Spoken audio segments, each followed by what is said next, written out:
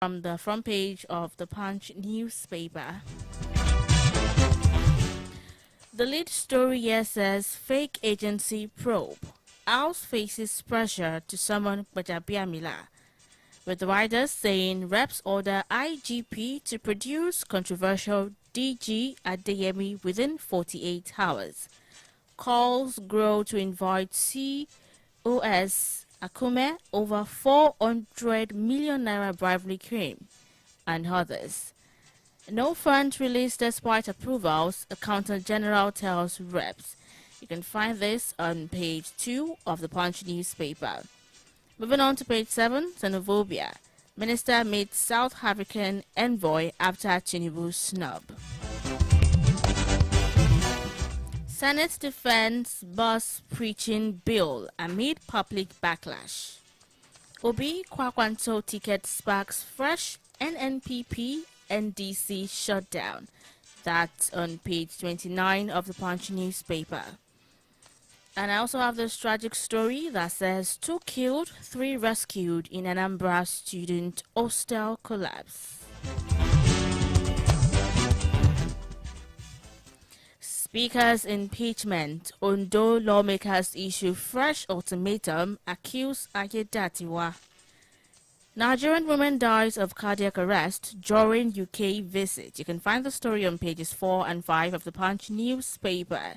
And finally, from the front page of the Punch, we have the story that says 5.7 billion naira probe. Court adjourns trial of ex-Kwara Governor Commissioner. That's on page 29 of the Punch newspaper.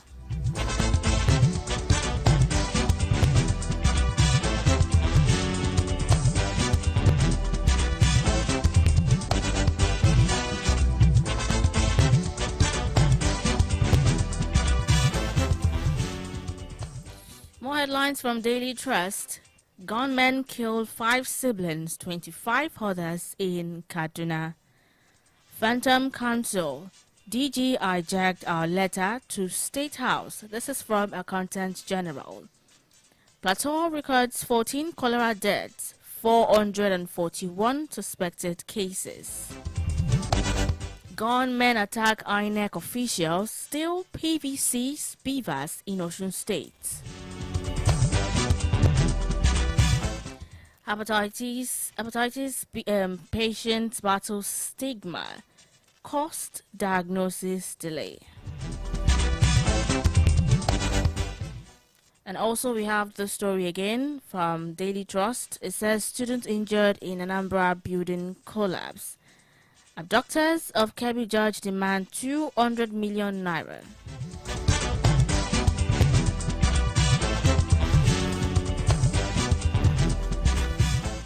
And finally, ex-footballer accomplice back 24 years for cocaine trafficking.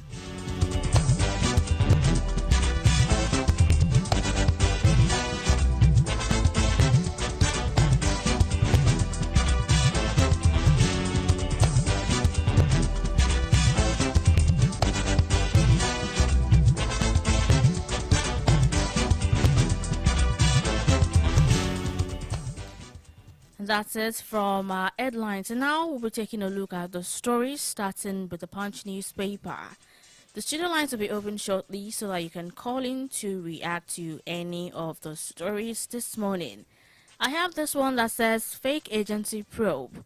House faces pressure to summon Gbajabiamila. The House of Representatives had a committee probing the controversial Presidential Foreign Investment Promotion Council has come under growing pressure to widen its investigation by inviting Chief of Staff to the President, Femi Gbajabiamila, even as lawmakers ordered the Inspector General of Police to produce the alleged promoter of the non-existent agency, ADENIYI, for questioning on Wednesday. The calls intensified after the committee on Monday directed the Inspector General of Police, Olatunde Disu, to produce Adeyemi before lawmakers on Wednesday to answer questions arising from testimonies already received from senior government officials. The committee's investigations have so far featured appearances by the head of Civil Service of the Federation, Mrs. Didi Wilson-Jack, Director General of the Budget Office of the Federation, Tanimu Yakubu, Director of Banking Services at the Central Bank of Nigeria, Amisu Abdullahi, Accountant General of the Federation, Samsudeen Ogunjimi, and Assistant Commissioner of Police, Bashir Abdullahi, who represented the Inspector General of Police.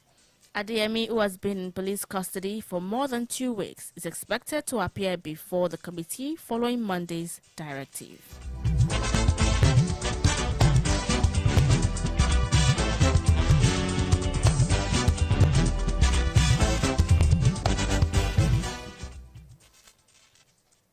Xenophobia. Minister meets South African envoy after Tinubu's snub. The federal government on Monday strongly condemned the recurring xenophobic attacks against Nigerians and other African nationals in South Africa, urging Pretoria to take urgent and concrete steps to end the violence. The condemnation comes as President Bola Tinubu declined to personally receive a special envoy from South African President Cyril Ramaphosa. Instead, the president directed the delegation, led by South Africa's Minister of International Relations and Cooperation, Ronald Lamola, to meet the Minister of State for Foreign Affairs, Ambassador Shola Enikolaye, who is expected to brief the president on the outcome of the talks.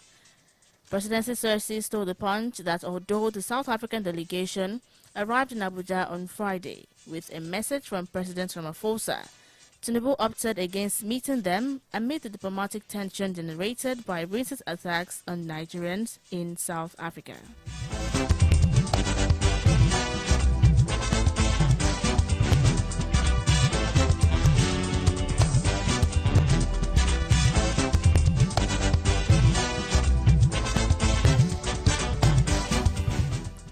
Kwara groups demand 176 abductees rescue, warn of worsening terrorism.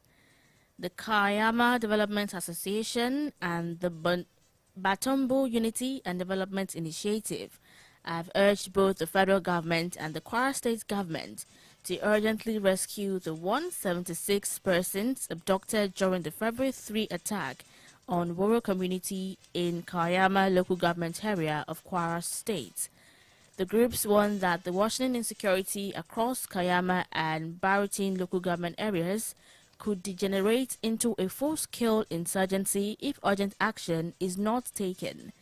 Speaking on behalf of the groups during a press conference in Abuja on Saturday, the president of the KDA Abuja branch, Alhaji Omar Gunu, observed that the security situation in the two local government areas had reached a critical stage, with more than 500 people reportedly killed since the beginning of 2026, thousands displaced, and several communities repeatedly attacked by terrorists and armed bandits.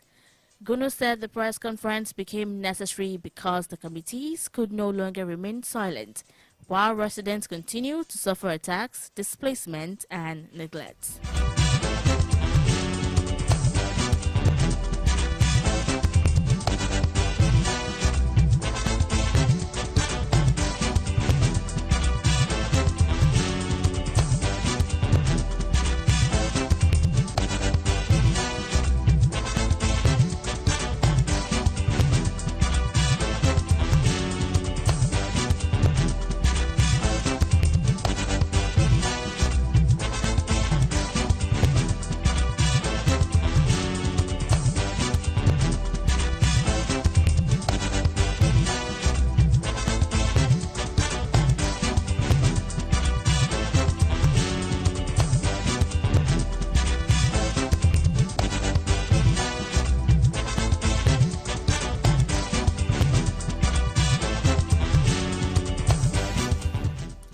Tinubu sued over security threats to NDC's presidential candidate, Obi.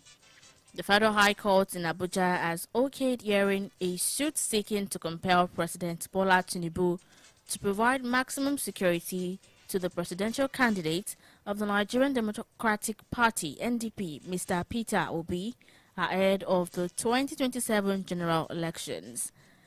The suit is, among other reliefs, praying the court to declare that Obi has the fundamental right to life and the right to live without fear, discrimination, threat of assassination, intimidation, or any form of harassment whatsoever, as guaranteed in Section 33, subsection 1 of the 1999 Constitution of Nigeria.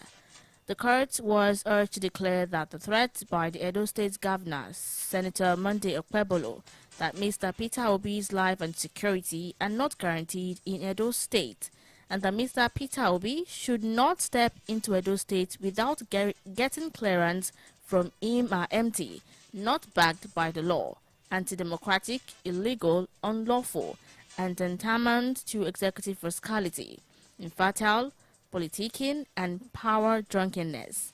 The legal action was brought before the court by two lawyers, Mr. Okere Kingdom Nnamdi and Mr. Joseph Nemona Amen, as well as a non-governmental organization, the Incorporated Trustees of Rights for All, which was listed as a third applicant. Aside from President Tinubu, the Attorney General of the Federation, the Inspector General of Police, the Director General of State Security Service, and the Commandant General of Security and Civil Defense Corps, as well as Governor Okpebolo of Edo State, were sued as the first to 6 defendants in the case.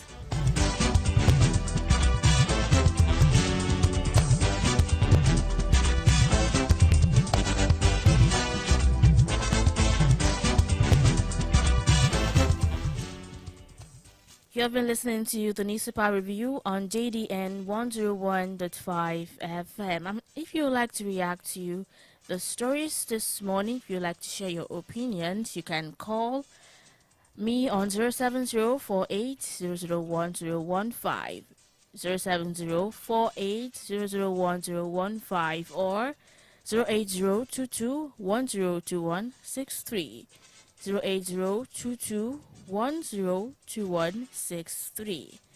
And also I have the story from Osun State. Gunmen attack INEC officials, steal PVCs, beavers in Osun. The police command in Osun has launched an investigation into the alleged attack on the Independent National Electoral Commission officials in Odo-Otin local government area by suspected hoodlums, carting away permanent voter cards. The command spokesperson DSP Abiodun Ojelabi, in a statement, said INEC officials in Osun who were distributing permanent voters cards at Oyinlola DC Primary School, that's Odo-Otin local government area, were attacked by about 10 armed thugs. The hoodlums reportedly fired sporadically into the air and carted away 3 packs of PVCs, he said. Ojelabi said the Commissioner of Police in the state, Ibrahim Gotton, condemned the incident and has directed a comprehensive investigation, and with a view to identifying, arresting, and prosecuting the perpetrators. The command spokesperson urged members of the public to remain calm, law-abiding, and refrain from any action capable of causing further breach of peace. Ojelabi appealed to residents and eyewitnesses with credible information that may assist the ongoing investigation to promptly report to the nearest police station or contact the command through its emergency lines.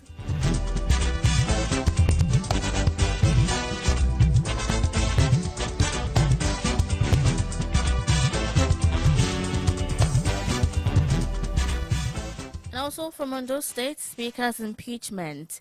Ondo lawmakers issue fresh ultimatum, accuse Ayedatiwa.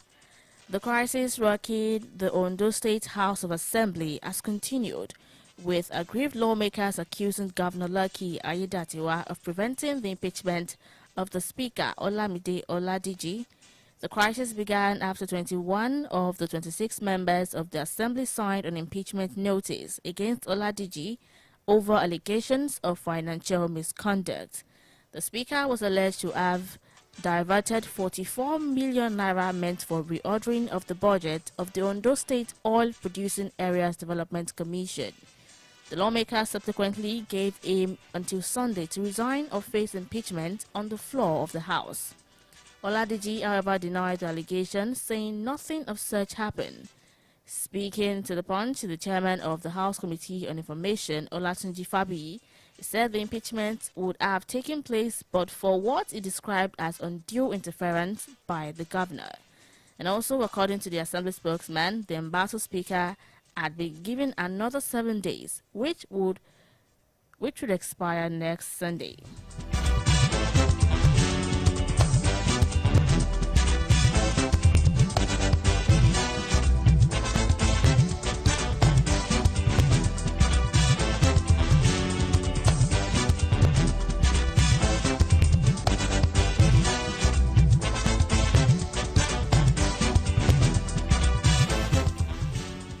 Proposed FRSC Act amendment did not introduce new ban on hawking preaching. This is from Senate. The Senate has clarified that the proposed amendment to the Federal Road Safety Commission Establishment Act 2007 does not create a new prohibition against preaching or hawking in commercial vehicles. According to the upper chamber, both activities have been classified as offences under existing laws, including Section 10, Subsection 4 of the FRSC Establishment Act and Regulation 220 of the National Road Trafficking Regulations 2012. In a statement issued by the Office of the Senate Leader, the Senate explained that the provision in question was previously listed as Item 36 in the second schedule of the Act and has only been renumbered as Item 49 during the ongoing amendment process. The Chamber noted that the law has been enforced since the FRSC Act was enacted in 2007. And also, the Senate also rejected claims that the legislation is intended to ban street preaching or limit freedom of worship in public spaces.